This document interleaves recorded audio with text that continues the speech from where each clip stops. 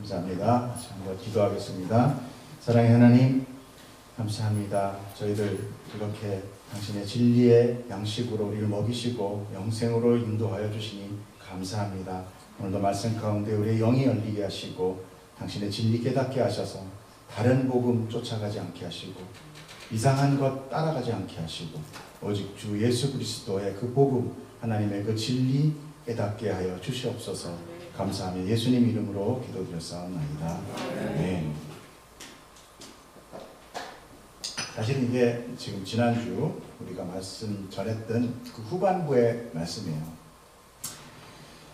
예수 그리스도의 꺾이지 않은 뼈라든지 창의 옆구리를 찔리는 사건을 통해서 예수 그리스도는 죽음이 우리를 넘어가게 한 유월절의 어린 양으로서 돌아가셨다라는 것을 우리 지난주에 봤죠. 예수님이 어린 양으로 돌아가셨다는 것은 다 알고 계시죠? 그게 복음이니까 그거 모르면 우리 다시 배워야 됩니다. 자, 그 저주의 시간에 구원받은 단 하나, 그 어린 양의 피를 문설주와 임방에 바르는 것, 그것이 바로 유월절의 핵심 포인트였어요. 알고 계시죠? 그것도 출애굽 사건 때 그것을 믿는 것이 바로 믿음이었어요. 왜냐하면 그거 지나가면 죽는다, 오늘 장자 죽는다 하는 말도 그들이 믿지 않았고, 또 그거 양피 바르면은 그 장자 죽음 넘어간다는 것도 믿지 않았단 말입니다. 믿지 않은 사람은 죽은 거예요.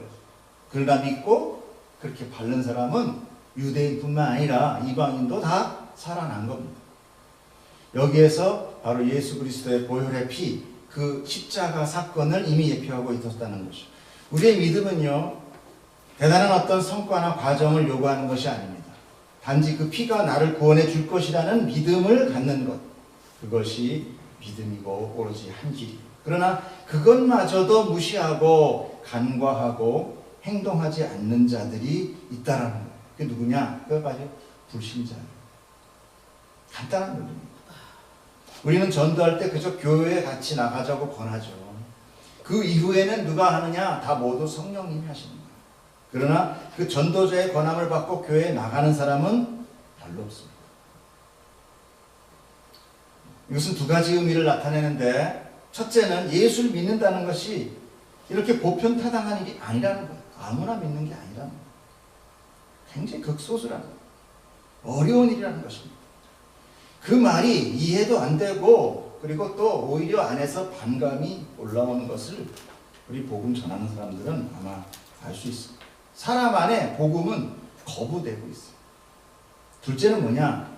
그럼에도 여러분이 지금 이 예배에 앉아 있다는 거죠. 그래서 이것이 기적입니다. 우리가 이곳에서 예배를 드리고 예수님을 부르고 그 보혈을 우리가 믿는다는 것, 이게 기적이에요.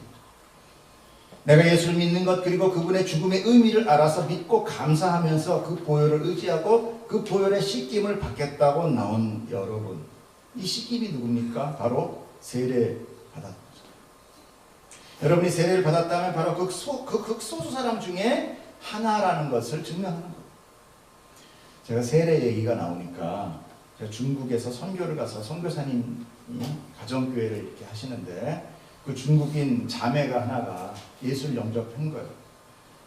그래가지고 원래는 이렇게 바깥에 나가서 이렇게 강물에서 이렇게 거기 침례교 선교사님인데 침례를 해야 되는데 바깥에 안 좋고, 그때 조금 이렇게 뭐랄까 이렇게 좀 박해가 있었어요. 공안들도 많이 있고. 그래서 집에서 이렇게 플라스틱 통 큰 걸 하나 사다가 물을 가득 받아서 거기에다가 이제 세례 침례를 하는 거예요. 그 자매가 옷을 입고 와서는 아주 드레스로, 정말 예쁜 드레스, 하늘하늘한 드레스로 갈아입고, 그리고 그 작은 플라스틱 통 안에 들어가서 머리를 이렇게 굽혀서 자기 몸을 다 담그는 모습을 보면서 정말 큰 감동을 받았어요. 그 누가 그렇게 하겠어요? 미친 짓이죠. 그 예쁜 옷을 처음 사가지고 그리고 그 안에 예수와 함께 우리가 찬양한 것 같이 죽은 거예요. 그리고 예수의 부활로 새로 태어난 거예요. 이걸 과연 누가 믿을 수 있습니까? 여러분은 정말 극소수의 기적의 사람들입니다. 그 예쁜 드레스를 갈아입고 그 통 속에 들어가 무릎 꿇고 엎드려 자신의 등까지 잠기게 한 거예요. 드레스는 물에 젖어서 축 처지고 추해졌지만 그 자매는 너무 기뻐서 눈물을 흘렸어요. 그리고 우리는 두 손을 펼쳐서 축복했습니다. 우리가 좀 전에 부르던 그 축복의 노래를 했어요. 우리 그 안에 아주 어떤 다른 격려와 찬양이 별로 필요 없었어요. 그냥 서로 축복하고 그 노래와 부르면서 손을 붙잡고 부둥켜 안는 그 감동의 시간, 그것이 바로 천국이었어요. 거기가 천국이었어요. 복잡한 무슨 예배 예식도 필요 없었고 훌륭한 예배당과 멋있는 옷이 필요 없었습니다. 맞아요. 예수님은 자신이 십자가에 죽으심으로 우리에게 천국을 주신 거예요. 예수님께서는 이미 천국이 왔다고 그렇게 선포하고 계세요. 누가복음에 보면 바리새인들이 하나님의 나라가 어느 때 임하냐고 물을 때 예수님께서 뭐라고 하십니까? 하나님의 나라는 볼 수 있는 것이 아니라 바로 여기 있다 저기 있다도 아니고 어디 있다? 너희 안에 있다. 우리 안에. 성경은 분명하게 우리 안에 천국이 있다라고 얘기합니다. 여러분은 어디서 천국을 찾습니까? 바로 이 말씀의 의미를 새기며 오늘 본문을 좀 더 새로운 관점으로 저는 보기 위해서 지난주 본문을 다시 가져왔습니다. 자, 오늘 등장하는 두 사람이 있습니다. 누가 있습니까? 한 명은 아리마대 요셉이 있어요. 성경은 그를 소개합니다. 예수의 제자이나 유대인이 두려워 그것을 숨긴 사람이다. 아리마대 요셉은 어떤 사람이었습니까? 부자였어요. 그리고 공회원이었습니다. 그리고 비록 우리들이 알고 있는 거 뭡니까? 예수님의 그 시신을 담대하게 빌라도에게 가서 말해서 그 예수님을 장사드린 아주 믿음의 사람. 그렇죠? 제가 그것을 굳이 부인하는 건 아닙니다. 믿음의 사람이야. 그러나 아리마대 요셉은 정확한 복음은 알지 못하고 있었다라는 것이죠. 자, 주석서를 통해 보면은요, 그는 예수의 세자로 사내들인 공회의 공회원이었습니다. 즉, 지금으로 보면은 어느 정도냐? 국회의원 정도 되는 사람이다. 그래서 그가 예수님의 제자이면서도 겉으로 드러내놓고 제자 행세를 하지 못했다라는 것이죠.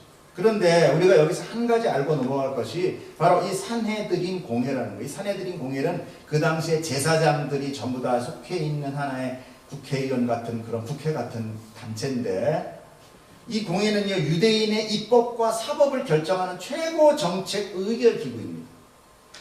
그런데 모든 안건은요, 굉장히 독특한 게 모두 다 만장일치로 의결이 된다는 거예요. 다수결이 아닙니다. 만장일치예요.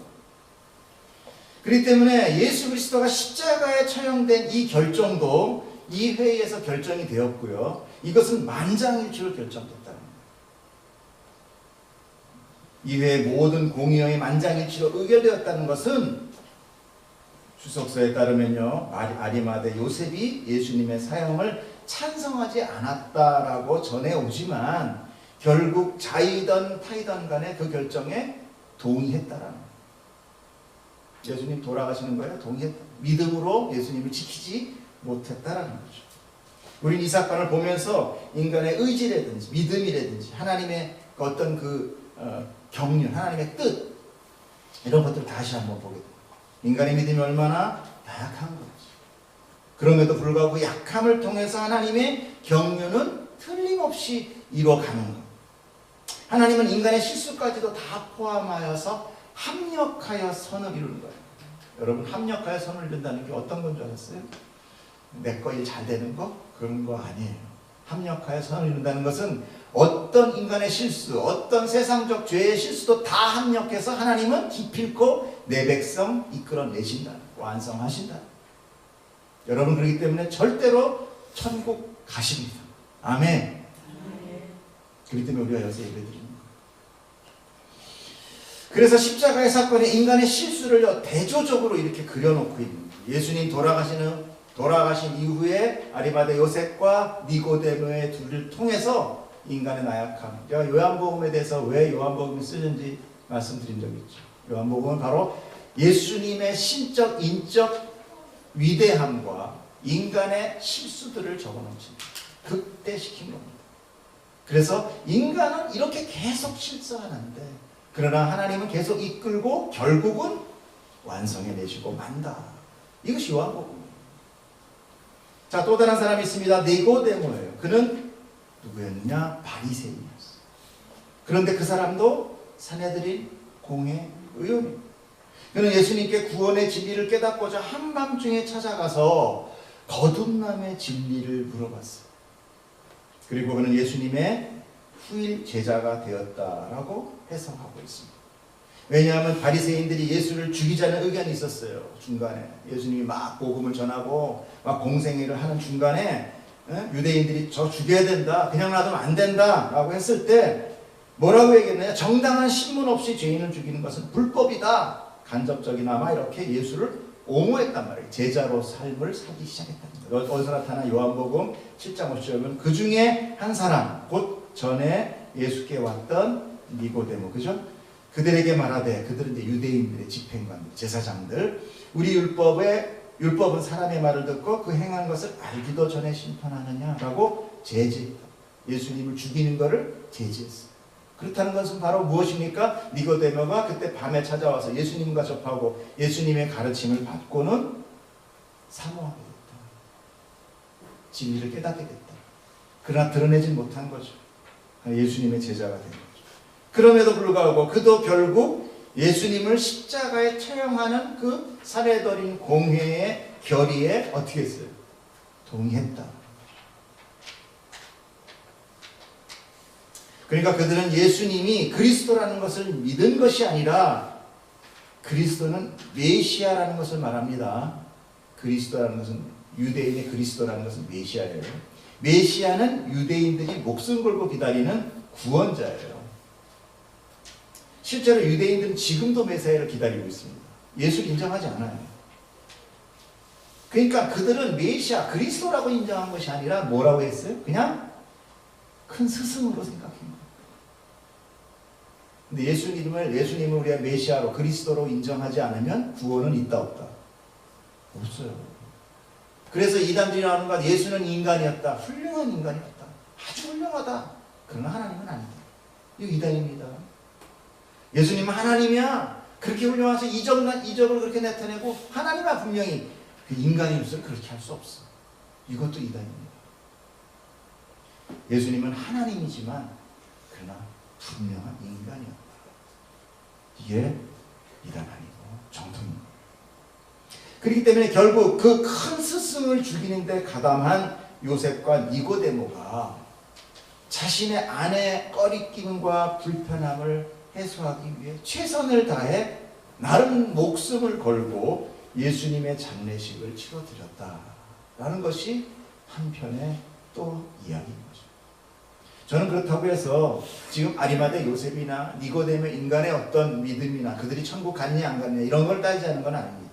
오늘 말씀드리고자 한 것은 예수 그리스도의 십자가의 그 복음이 하늘에서 이루어지는 그 하나님이 이루어가는 그 하나하나 가운데 인간이 돕고자 하는 것들이 얼마나 작으냐, 얼마나 하찮으냐 하는 것을 대조해서 여러분에게 알려드리고 싶은 것입니다.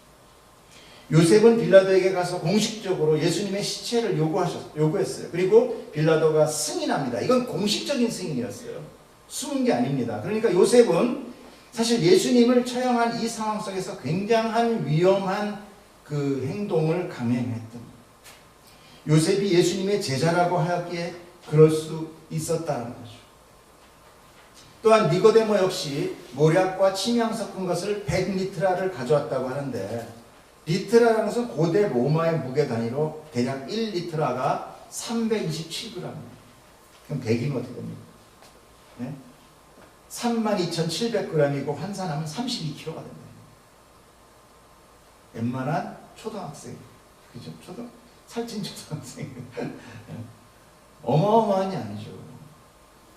이게 몰약은 뭐냐면 방부제와 향료예요. 침향 역시 향료인데 주로 다 장사 지낼 때 시체에 뿌리거나 발라서 썩을 때 냄새 나는 것들을 완화시켜주는 그런 역할로 사용됩니다. 이 정도의 양이면요, 왕의 제사 때나 드릴 수 있는, 즉 예수 그리스도는 왕이었다라는 것을 지금 이렇게 인간들의 어떤 행동을 통해서 하나님은 예표하고 있는 거예요. 이렇게 요셉과 니고데모의 정성어린 그리고 위험을 무릅쓰고 행한 이 모든 행위는 그러나 결국 예수님의 장사 지냄에 국한되어 있다는 것입니다. 이것은 바로 무엇을 얘기하느냐?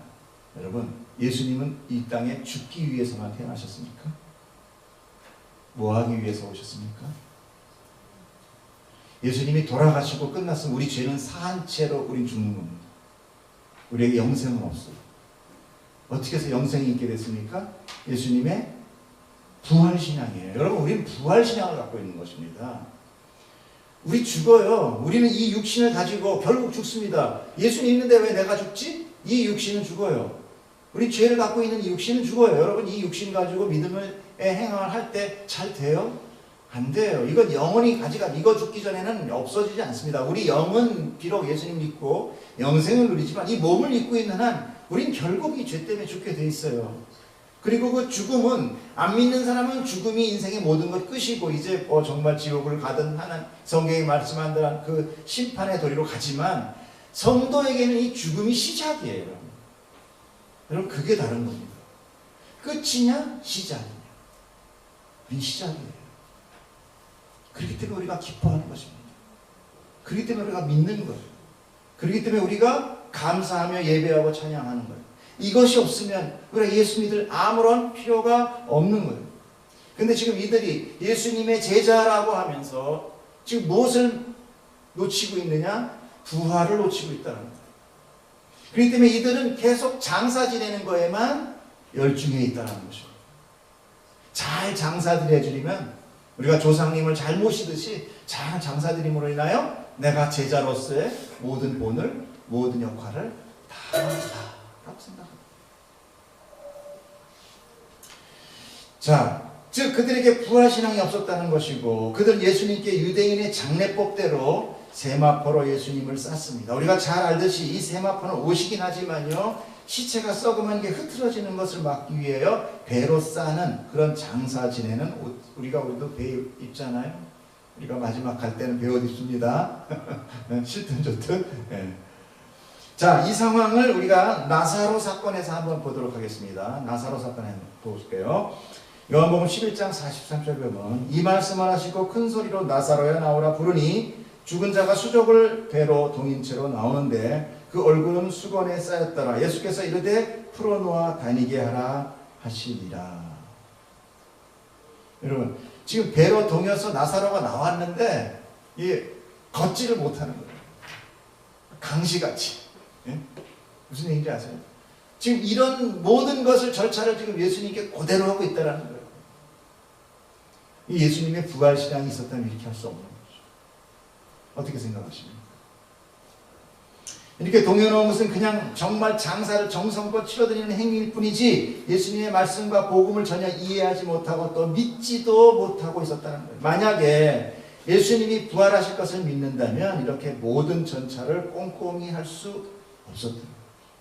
더구나 그 동굴 입구를 굴러 돌려서 막아놓았다고 성경에 기록되어 있습니다. 예수님은 내가 다시 살아날 것을 수없이 제자들 앞에 말씀하셨어요. 그래서 유대인들은 비아냥거렸습니다. 다 예수를 핍박했어요. 자기가 무슨 다시 살아나냐? 귀신이냐? 성전이라고 얘기했을 때 자기가 성전을 헐고 뭐 한다고? 결국은 그것 때문에 십자가형을 당합니다.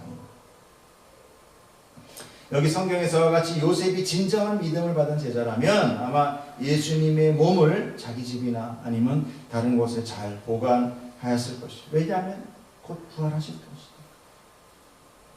여러분, 우리가 믿는 기독교의 정수는 부활입니다. 그냥 영생을 받아서 이 몸이 영원히 사는 그런 것이 아니라 이 몸이 죽고 새롭게 다시 탄생하는 부활이에요. 여러분, 이 몸 다시 쓰고 싶으세요? 그렇게 쓰고 싶은 사람이 왜 이렇게 성형을 하고 난리를 쳐요? 네? 여러분, 하나님이 주시는 새 옷을 입으셔야 돼요. 새 몸 주실 거예요. 천사와 같다고 했어요. 성령. 그렇기 때문에 이 몸이 빨리 죽으면 죽을수록 부활이 내게 속히 오게 된다는 의미가 되는 거예요. 그래서 기독교인들이 순교를 무서워하지 않는 것입니다. 천국을 소망하는 자는 이 세상의 부귀영화와 이 땅에서의 만사형통을 빌지 않아요. 그렇기 때문에 우리가 이웃을 사랑할 수 있는 거예요. 여러분, 내 것이라는 것이 무시될 때 사랑할 수 있습니다. 내 것이라는 게 있는 한은 절대 사랑하지 못해요. 그 사랑은 뭐예요? 기브 앤 테이크예요. 제가 나한테 얼만큼 줄 수 있을까? 그거지 내가 온전히 다 주지 않습니다. 못 줘요. 그러나 이 부활신앙으로 내 몸이 죽어야 된다는 이 내려놓음, 내 자기 포기에 대한 신앙이 있지 않은 한 안 된다. 그러나 믿음을 가진, 자기를 내려놓을 줄 아는 그런 믿음이 있는 자는 사랑할 수 있는. 그래서 고아와 과부와 객을 돌봐주고 가난한 자에게 내 재산을 나눠줄 수 있는 것입니다. 여기에는 곧 멸망당할 것이요 나는 곧 새 몸을 입고 이 세상에 물질로 사는 자가 아니다라는 하나님이 주시는 생명을 받아 영생을 누리는 자다라는 것에 믿음이 숨어 있다는 것입니다. 오늘 말씀에 요셉과 니고데모를 연출한 것은 제가 아까 서두에도 말씀드렸다시피 인간의 통해와 자복 그리고 그 정성과 그 열정을 나타내기 위한 것이 아니라 지금 그들을 높이기 위해서 한 것이 아니라 인간이 행하는 그 열심이나 그 믿음은 이렇게 예수님을 그저 장사 지내드리는 것으로 그치는 거다라는 것입니다. 여러분 우리들의 믿음은 어떻습니까? 예수님의 돌아가심에 슬퍼하십니까? 아니면 그 돌아가심에 우리가 예배합니까? 그것을 성경은 죽은 믿음이다라고 얘기합니다. 이들이 행한 것이 무엇입니까? 화려한 장례식밖에 없었습니다. 바로 이것이 인간의 종교 행위예요. 부활이 없는, 생명이 없는, 죽어있는 믿음, 그냥 죽음을 애통하는 것이 인간의 종교적인 행위다.